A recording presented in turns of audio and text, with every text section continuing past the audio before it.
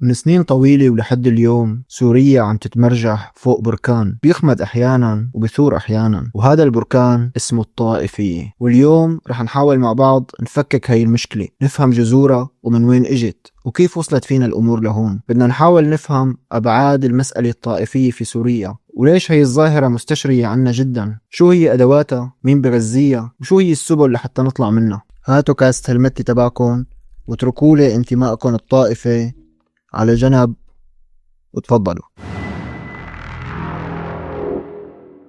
المسألة الطائفية بسوريا ما ظاهرة حديثة وما وليدة اللحظة، بل إلى جذور عميقة جدا بالتاريخ. أنا اليوم ما رح أرجع بالتاريخ كتير لورا، ورح نبدأ من العهد العثماني بسوريا. لما دخل العثمانيين لبلاد الشام عام 1516 فرضوا نظام إداري وسياسي قائم على اللامركزية الدينية والمذهبية، وهذا الموضوع مهد تدريجيا لنشوء بنية طائفية ومذهبية خلال 4 قرون كانوا فيها العثمانيين متواجدين ببلاد الشام. هاي السياسة اللي تبعوها العثمانيين ما كانت موجهة ضد أبناء الأقليات بالأول، بل كانت وسيلة تنظيم إداري واعتراف بالتعدد المذهبي والطائفي بهاي المنطقة. بس السياسات السلطانية اللاحقة والامتيازات اللي حصلت عليها الأكثرية السنية، بالإضافة للشرخ الاقتصادي اللي نشأ على أساس مذهبي ومناطقي، أدى إلى تشكل طبقات أهلية قائمة على الأساس الطائفي. فالدولة العثمانية اعتمدت نظام كانوا يسموه نظام الملي، اللي بيمنح المجموعات الدينية غير المسلمة مثل المسيحيين واليهود بالمقام الأول الحق بإدارة شؤونهم الذاتية مثل المحاكم والزواج والتعليم والضرائب.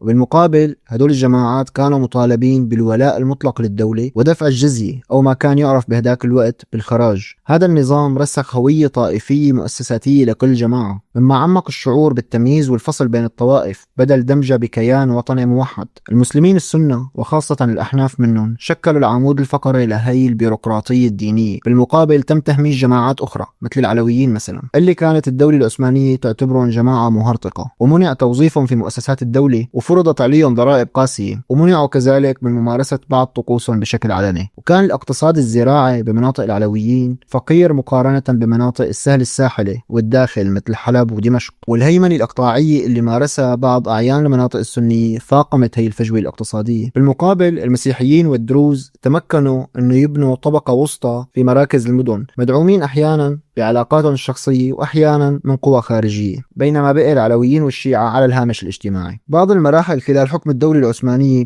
شهدت حالات عنف طائفي موثقة. بعام 1850 مثلا قمعت الدولة العثمانية محاولات تمرد ضريبي بمناطق بريف حلب مثل جبل سمعان ونبل والزهراء وعنادان، وقامت بشن حملة عسكرية كبيرة مدعومة بقوة محلية، وأسفرت هي الأحداث عن مقتل حوالي 1000 شخص خلال أسبوع واحد وتدمير قرى بأكملها. ولربما أكبر موجة عنف طائفي خلال حكم الدولة العثمانية حصلت بعام 1860، وهي الأحداث اللي رجعت هلأ تطفو على السطح وينحكى فيها من جديد. بهي السنة تصاعد التواتر بجبل لبنان بين الموارنة من جهة والدروز من جهة تانية، وأدى هذا التصعيد لحدوث مجازر دموية بجبل لبنان ودمشق، وراح ضحيتها حوالي 20,000 مسيحي بلبنان و25,000 مسيحي بدمشق وسط تواطؤ ملحوظ من السلطات العثمانية. تدخلت بعد فرنسا لحماية المسيحيين بحجة دور التاريخي كحامي لهم بموجب اتفاق 1535، وأقرت بعد القوى الأوروبية والدولة العثمانية إنشاء متصرفية جبل لبنان اللي انحط تحت حكم حاكم مسيحي بعين السلطان بالاتفاق مع الدول الأوروبية. وهذا النموذج كان نموذج مبكر لحكم مناطق طائفي مقونا. ومن هون بنشوف أنه دائما ما كانت بعض الطوائف ببلاد الشام مدعومة من قوى خارجية. يعني بالقرنين الثامن عشر والتاسع عشر دعمت فرنسا المسيحيين الموارنة والكاثوليك، بالمقابل الدروز كانوا مدعومين من بريطانيا، بينما قدمت روسيا القيصرية نفسها كحامية للروم الأرثوذكس في بلاد الشام. طبعا هذا الدعم أدى إلى تسليح كثير من الجماعات وعمق الشرخ الطائفي بين أبناء هاي المنطقة، وساهم بالطبع بولادة شعور بالتهديد عند أبناء جميع الطوائف. هاي البنية الطائفية اللي اعتمد عليها الحكم العثماني ما تفككت مع انهيار الدولة العثمانية، بل تم توظيفها لاحقا في عهد الانتداب الفرنسي على سوريا ولبنان، ومن ثم من قبل الأنظمة القومية اللي اجت بعد الاستقلال، وصولا إلى حكم آل الأسد اللي حول الطائفية من بنية اجتماعية إلى أداة مركزية لبناء السلطة. بعد هزيمة العثمانيين بالحرب العالمية الأولى وتفكك الإمبراطورية العثمانية تم تقاسم الأراضي العثمانية سابقا بالمشرق العربي بين القوى الأوروبية الكبرى بموجب اتفاقية سايكس بيكو، وكانت سوريا ولبنان مثل ما بنعرف من النصيب الفرنسي. هلا ليش دائما عم اذكر سوريا ولبنان مع بعض؟ لانه بنظري الطوائف بسوريا ولبنان بتشكل منظومات عابره للحدود وما بتعترف فيها، وهذا الشيء اللي شفناه باخر 14 سنه خلال الحرب السوريه وعم نشوفه اليوم. ما علينا، نرجع لموضوعنا. اعتمد الفرنسيين بسوريا سياسه فرق تسد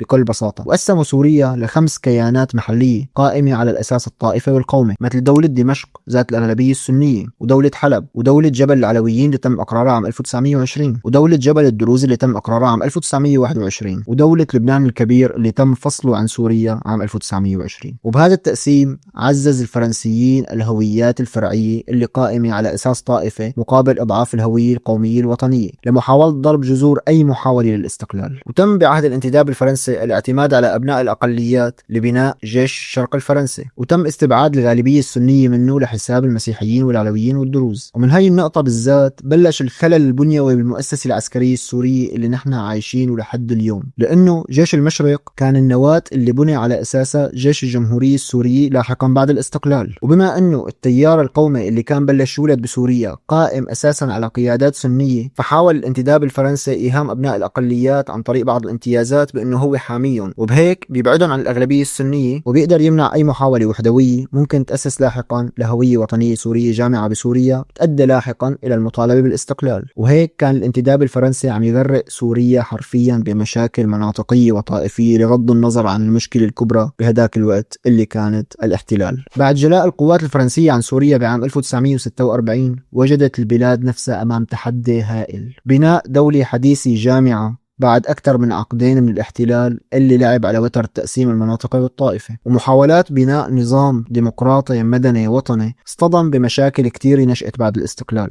منها عوامل داخلية بنيوية ببنية النظام نفسه، ومنها تحديات إقليمية ودولية مثل الصراع العربي الإسرائيلي والانقلابات العسكرية المتتالية اللي شهدتها سوريا والصراعات الطبقية المتأججة. وكل هي الأمور أدت لأنه ترجع تطفو الطائفية على السطح بشكل سريع، بس هي المرة من بوابة الدولة السورية ذات نفسها. شهدت سوريا بين عام 1949 و 1954 3 انقلابات عسكرية قادهم ضباط سوريين من خلفيات مختلفة، وهي الانقلابات خلت الجيش يتحول إلى مركز الثقل السياسي بسوريا. ورغم أنه هي الانقلابات الثلاثة ما كان لها طابع طائفي، إلا أنه تواجد أبناء الأقليات ممن جندتهم فرنسا سابقا داخل الجيش أدى إلى تغير خريطة القوة العسكرية والسياسية بسوريا. وبعد انقلاب أديب الشيشكلي بعام 1951 بشكل خاص بلشت المؤسسة العسكرية بسوريا تاخذ طابع طبقي طائفي بتميل فيه الكفة لصالح أبناء الريف وأبناء المناطق المهمشة اللي لاقوا فرصة مناسبة للصعود بالسلم الاجتماعي عن طريق الجيش والتعليم المجاني. ولكن كمان بخمسينيات القرن الماضي بسوريا بلش الصدام يتحول شوي شوي لصدام ايديولوجي سياسي بين القومية والماركسية والإسلام السياسي بشكل أساسي. فكان عندنا من جهة القوميين مثل حزب البعث وحركة القوميين العرب، ومن جهة تاني الشيوعيين، ومن جهة كمان الإخوان المسلمين. ولكن هذا الميل الإيديولوجي كان كمان آخذ طابع مناطقي وعمق الشرخ بين أبناء الريف وأبناء المدن. وكان حزب البعث العربي الاشتراكي من أكبر القوى اللي قدرت تستقطب أبناء الريف والأقليات، وشكل آمال لهدول الناس بالتخلص من التهميش الطائفي والطبقي. إذا بتحبوا تعرفوا أكثر عن حزب البعث ووصوله للسلطة بسوريا راجعوا هذا الفيديو بقناتي. بعد سيطرة حزب البعث على السلطة بسوريا عبر انقلاب 8 آذار 1963 بلشت مرحلة سيطرة الضباط العلويين على مفاصل الجيش، وتم تصفية الضباط الناصريين وتكريس العصبية الطائفية. وصل حزب البعث للسلطة بسوريا بعد فترة قصيرة من الانفتاح السياسي والديمقراطي بالبلد، وغلف الهيمنة الطائفية على الدولة بغلاف ايديولوجي بقوده هذا الحزب بمنطلقاته وأهدافه. فأغلب الضباط اللي خططوا ونفذوا هذا الانقلاب كانوا بينتموا للأقليات بسوريا أو بينتموا لمناطق ريفية مهمشة طائفيا أو طبقيا. وشكل هذا الانقلاب تحول جذري بالتوازنات الطائفية والمناطقية في سوريا. خلاصة هذا الفصل: وصول حزب البعث العربي الاشتراكي للسلطة بسوريا حمل معه انتقال الثقل من المدينة إلى الريف ومن النخب السنية لأبناء الأقليات. ورغم أنه الغطاء الإيديولوجي كان وحدة حرية اشتراكية، إلا أن الواقع الاجتماعي والسياسي كشف عن هندسة طائفية مخفية أسست لنظام جديد ما بيعتمد على النخب التقليدية بل على تحالف طبقي طائفي يتزعمه العسكر.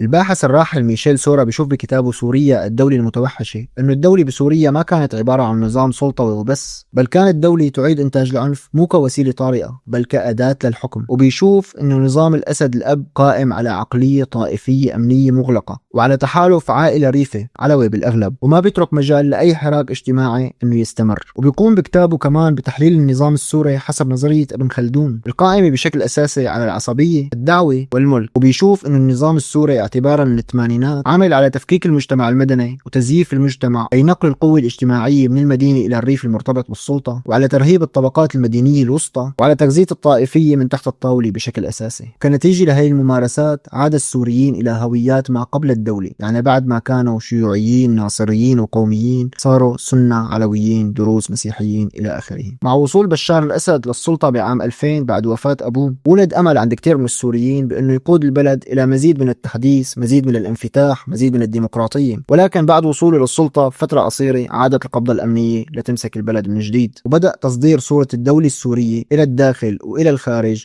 بواجهة حداثية، ولكن من تحت الطاولة ما تغير شيء حرفيا، بل تم تكريس طائفية الدولة بشكل أكبر من قبل. يعني صح بعهد بشار الأسد تم تصدير شخصيات اقتصادية كبيرة سنية على أنها هي الواجهة للنظام، ولكن الدولة الأمنية والجيش بقيت محكومة بشكل أساسي من ضباط علويين بالمقام الأول، رغم أنه العلويين ذات نفسهم ما بيشكلوا الأغلبية لعناصر هي المؤسسات، ولكن الصبغة الطائفية لقيادة المؤسسات كانت واضحة جدا. ومع اندلاع الثورة السورية بعام 2011 بلش النظام يصدر حاله من جديد كحامل الأقليات، وبلش يخوف الأقليات الدينية من الأكثرية السنية، رغم أنه الحراك الثوري بسوريا بالبداية ما كان له صبغة طائفية نهائيا، إلا أن النظام بسوريا عمل المستحيل ليدفع الثوار السوريين نحو التطرف الديني، ولحتى يصدرهم دائما للعالم على أنهم سلفيين وجهاديين. بالمقابل بيحصل على شرعية وغطاء دولي لجرائمه، ومن جهة تانية بيلتف حوله أبناء الأقليات بدافع الخوف. وبسبب هي السياسة بلش الصراع بسوريا شوي شوي ياخذ منحى طائفي، وخاصة بعد قيام الميليشيات الطائفية بسوريا سواء التابعة للنظام السوري أو القادمة من خارج سوريا بدافع طائفي بإعدامات وتنفيذ مجازر على أساس طائفي بحت،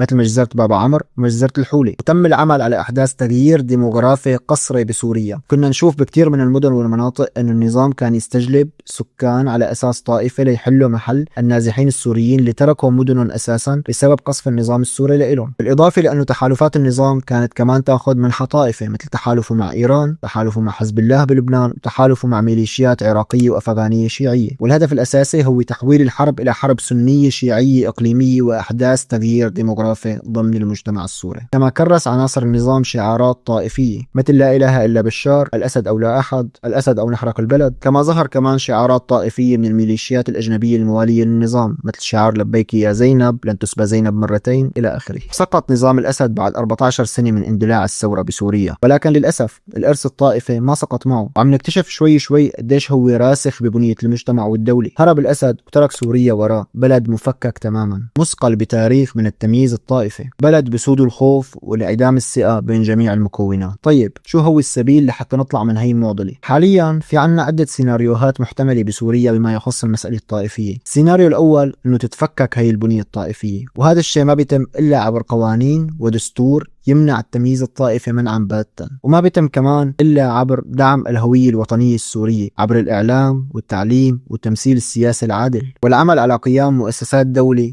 تقوم على الكفاءة لا على الانتماء الطائفي بأي شكل من الأشكال. السيناريو المحتمل الثاني أنه يتم الاستمرار بتكريس الطائفية، مثل قيام فيدراليات على أسس مناطقية وطائفية، وهذا الموضوع خطير جدا، أو أنه يتم اللجوء لنظام بيشبه النظام اللبناني من تقاسم السلطة بين أبناء الطوائف، أو أنه يستمر الوضع متأجج مثل ما هو عليه اليوم لسنوات طويلة، وهذا هو الأخطر. وهيك بنشوف أنه الطائفية بسوريا ما خلاف ديني بسيط، بل هي بنية مؤسساتية واجتماعية عميقة غزاها الاستعمار والأنظمة الدكتاتورية، من ظلم العثمانيين للأقليات إلى سياسات الانتداب الفرنسي اللي شرعنت الطائفية، ثم انقلاب حزب البعث اللي استثمر تشرذم الهوية السورية ليحكم بالنار والخوف. ومنستنتج كمان أنه الطائفية كانت دائما أداة بإيد السلطة، ومانا بالضرورة قدر مكتوب علينا، ولكن التاريخ قد ما كان مليان بالدم ما بيسكر أبوابه بوجه حدا، والأمل ما بيموت. ويمكن آن الأوان اليوم لنعيد تعريف نفسنا ونشوف حالنا مواطنين متساويين أمام القانون بظل دولة وطنية بتحمينا جميعا وما بتخوفنا من بعض. وانتو شو رأيكم؟ كيف بتشوفوا المستقبل؟ يا ترى متفائلين ولا متشائمين؟ اكتبوا لي بالتعليقات، ولا تنسوا تعملوا لفة على المصادر وتعملوا متابعة على القناة، وبشوفكم لاحقا على كاست مت جديدة. إلى اللقاء.